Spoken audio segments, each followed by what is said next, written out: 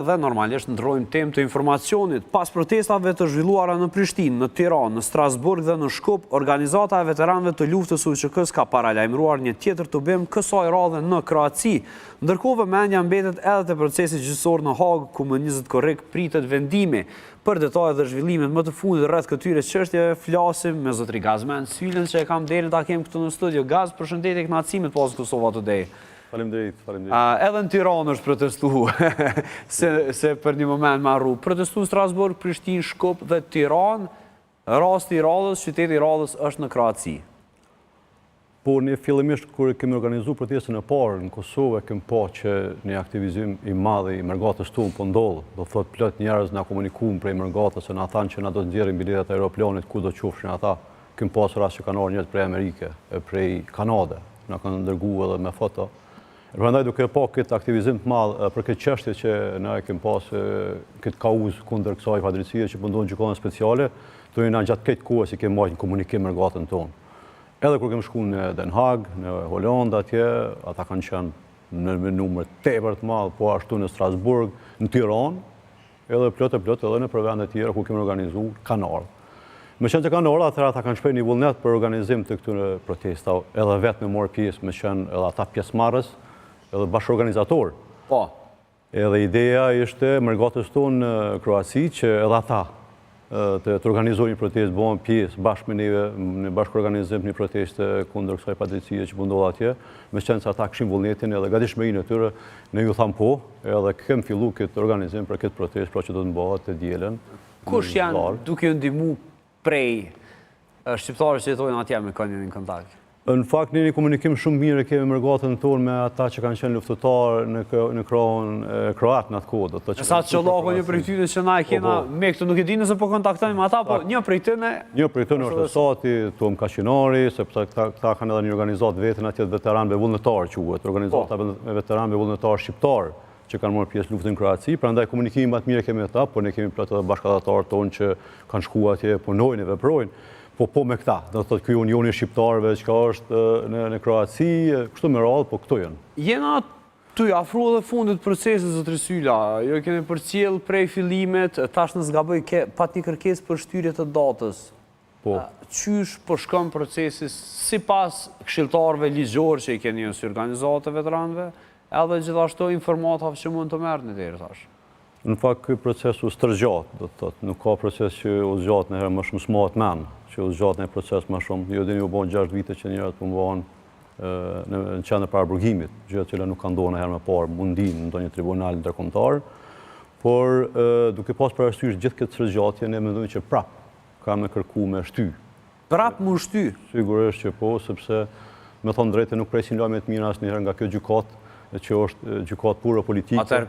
Atër po i bje se do t'i dënoj, sepse nëse zgjem prova deri tash edhe do të më shty prapa fatin, jo prova, po më shty afatit, atër, ka një prapavi kjo. Në fakt, të paktën nëse s'ka një prapavi, ka një hapësirë që ne me dyshu për një prapavi. Fakti që bashkëluftarët tonë që 6 vite mbahen në dhomat e paraburgimit atje pa një verdikt final, ne na lëmë dyshu që qëndron diçka jo e mirë për vendin tonë, sepse është e tej zgjatur. Ne kemi pas edhe raste më herët që kemi treguar edhe në këtë studio këtu, kemi rastin Aradinaj, zoti Aradinaj ka orë spaku disa kohë dhe ka qëndruar në shtëpinë e tij.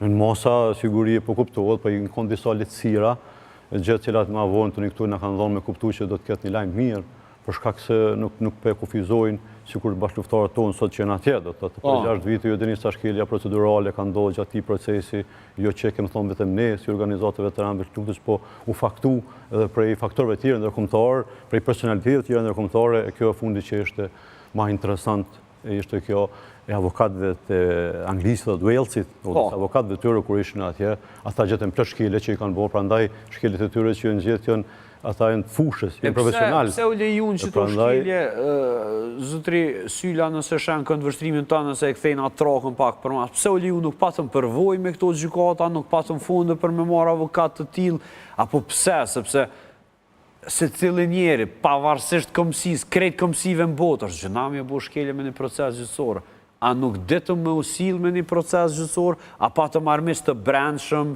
ky proces gjyqësor, apo pse ndodhe që t'ju shkeljen të drejtat? U gabum. Është për çudi se kjo gjykatë tashme as ndërkombëtarët nuk e pranojnë që është ndërkombëtare. Ja dhe një shqiptare të thojmë nuk është shqiptare sepse kjo operon në një vend tjetër. Prandaj kjo ka metë sa që ne kemi shku, kemi pas takime me ambasadorë ose që ndërkombëtarët tjerë i kena përmend këto parregullti që po ndodhin gjatë procesit, sepse më në gjithmonë kemi folë për ato që po ndodhin gjatë procesit, e asnjëherë nuk kemi dashur me diktuar verdiktin final. Kur kemi komunikuar me ta, ata na kanë thonë, po ju e keni votuar, është gjykatë juaja. Tash për neve si shqiptarë, nëse na pyetni neve ku ju kjo gjykatë, kjo veç e jona nuk është. Po, ne kem ngrit dorën në parlament për themelimin e saj, por kjo gjykatë operon jashtë vendit tonë. Kjo gjykatë nuk i përgjigjet asnjë institucionit vendit tonë. Kjo i ka mekanizmat e vet deri në gjykatën kushtetuese të vetën. Prandaj është pamundshme ne me pasi ndonjë ndikim në këtë gjykatë, e me qenë se kështu tash i ka metë t'ja hull topin njëri tjetrit, pala shqiptare edhe ajo ndërkombëtare, prandaj me qenë se kështu tani më përgjithësi nuk bën kërkosh për këtë punë, çka do që ndodh atje. Do të themi edhe një herë tek protesta. Protesta do të mbahet në Zadar të Kroacisë, ma tregët datën, ditën, orën. Po, e diel ora 17. Data? Data 7, po kuptova. Me 7 korrekt? Po. Po, do të marrë. Një ditë ka, një numër me fat ka. E diel 7 korrekt? E diel 7 korrekt ora 12? 17. Aha, okej, po se shumë zetën, 12. 12, atje breg. Atje edhe vend bregdetar, për temperaturë të halon me të kena këto një keq kuptim, se regjia, producenti Artani, për më thëtë që e diel është 5 korrekt. Okej, atër 5 korrekt, pro. Në 17. 5 korrekt, ora 17, lutem. Ndoshta që të unë pas në gabu. Për çdo kuriozitet, po e shikoj, mirë ka të drejtë regjia, së të rrisila. Okej, atër 17. Të dielën, këtë diel me datën 5 korrekt në qytetin e Zadarit në ora 17, për krejt juve që dëshirani me protestu për të drejtat e shkelura të 4 SHS-madhe në Hagë, atje të ta gjeni organizatën e ushtarëve të UÇK-s, OVL-UÇK të dojnë nga lufta. Do t'jeni prezent ju atje? Po. Do shkojmë në si kryesi, po nuk kena forma tjera të organizimit për me dërgu ma shumë njerëz, sepse jena edhe pa financa. Prandaj do të me Shka në formë vullnetare? Po, veç kush ka mundësi më shku, po shpresojmë që mërgata ka më në përgjigj pozitivisht. Mirë, nuk mojme të ke marrë parasysh se kena një raport të mirë profesional sa i përket intervistave, duke marrë parasysh zotëri Sylla se jo keni dhënë një betim për një Shqipëri të madhe, me ata kufi deri në Çamërim, kujtohet Jakub Krasniqi kur fol për atë çështjen, a shpresoj ta kemi këtu në Kosovë. Edhe gjithashtu keni protestuar në Tiranë, në Prishtinë, tash po protestojnë në Zadar, në Strasburg keni protestuar, e gjithka tjetër.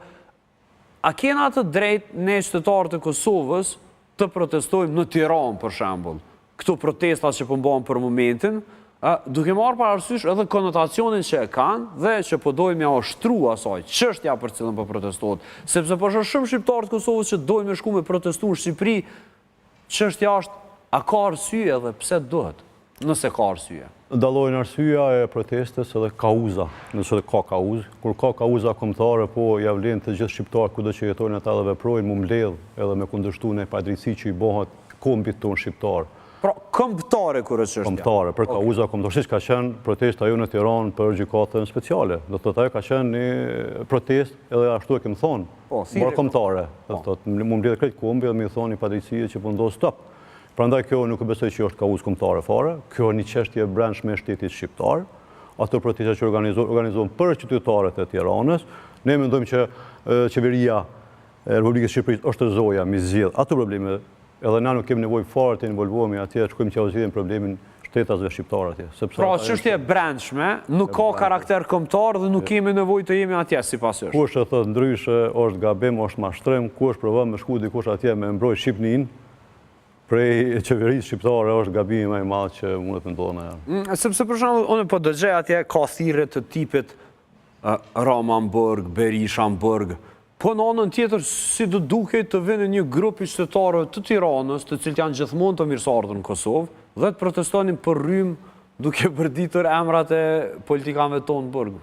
Shumë e padrejtë. Ju e dini pra qytetarët edhe vetë, edhe unë e kum pa me sytë mi që protestues kanë thonë Romanburg, Berishamburg, do të thonë na qytetarët kosovar po i mbjellin të keqen, po ja kërkojnë të keqen, shtetit shqiptar apo ish krerëve, në këtë rast Berisha ka qenë ish krerë, kjo është tani kreu i shtetit, edhe më kërkuti burgun, dy ish kryeministra dhe kryeministrit, Kjo është tepër pamoralshme për neve. Ju dini ka pas thirrje Albin Kurti në protestën në Tiranë.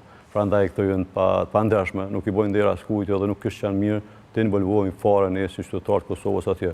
Po do të jemi ushtar Shqipërisë gjithmonë, nëse Shqipëria ka pas nevojë për ne, po sa për çështjet brendshme shtetit shqiptar do të involvohemi fare.